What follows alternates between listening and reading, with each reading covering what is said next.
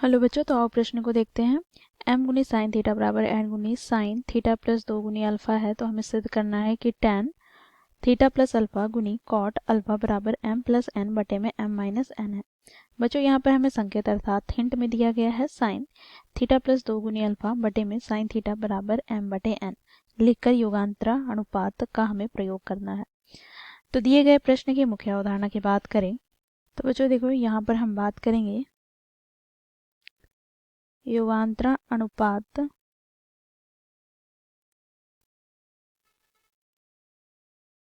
प्रमेय से हम जानते हैं यदि a बटे b बराबर है c बटे d के, तो यहाँ से इसे हम यह भी लिख सकते हैं। देखो a प्लस b बटे में a माइनस b बराबर c प्लस d बटे में c माइनस d के।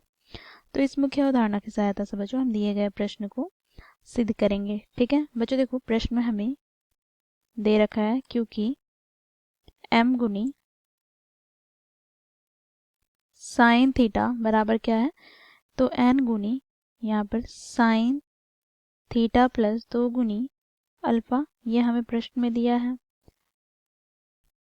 अब बच्चों देखो, क्योंकि हमें संकेत में कहा गया है हमें क्या करना है, तो देखो साइन थीटा प्लस 2 गुनी अल्फा बटे में साइन थीटा बराबर क्या लिख सकते हैं, तो देखो m बटे n। ठीक है, अब बच्चों यहाँ पर हम योगांतरानुपात करते हैं, तो यहाँ पर लिखेंगे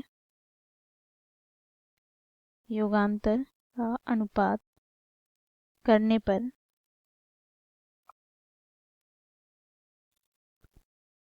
हमें क्या प्राप्त हो जाएगा, तो बच्चों देखो यहाँ से हमें प्राप्त हो जाएगा साइन थीटा प्लस 2 गुनी अल्फा प्लस का साइन थीटा बटे में यहाँ से हमें प्राप्त हो जाएगा साइन थीटा प्लस 2 गुनी अल्फा माइनस साइन थीटा बराबर यहाँ पर m प्लस n बटे में m माइनस n। ठीक है, अब बच्चों देखो यहाँ पर हम सूत्र का प्रयोग करेंगे। तो देखो यहाँ पर सूत्र में हम जानते हैं क्योंकि sine c plus sine d बराबर क्या होता है, तो 2 गुनी साइन c प्लस d बटे में 2 गुना में कॉस c माइनस d बटे में 2। ठीक है, इसी प्रकार बच्चों देखो यहाँ पर sine c minus sine d बराबर 2 गुनी कॉस c प्लस d बटे में 2 गुना में क्या हो जाएगा, तो साइन c माइनस d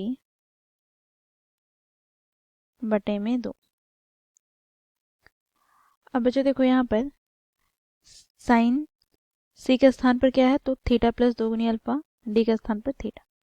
तो यहाँ पर हम सूत्र का प्रयोग करेंगे, तो यहाँ से हमें प्राप्त क्या हो जाएगा, तो यहाँ से हमें प्राप्त हो जाएगा बच्चों देखो 2 गुनी साइन, यहाँ पर बच्चों देखो थीटा प्लस 2 गुनी अल्फा प्लस थीटा क्या हो जाएगा, तो 2 गुनी थीटा प्लस 2 गुनी अल्फा, तो यहाँ से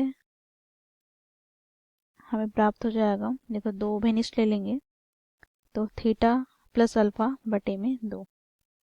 ठीक है, गुना में क्या है, तो कॉस। अब बच्चों देखो यहाँ पर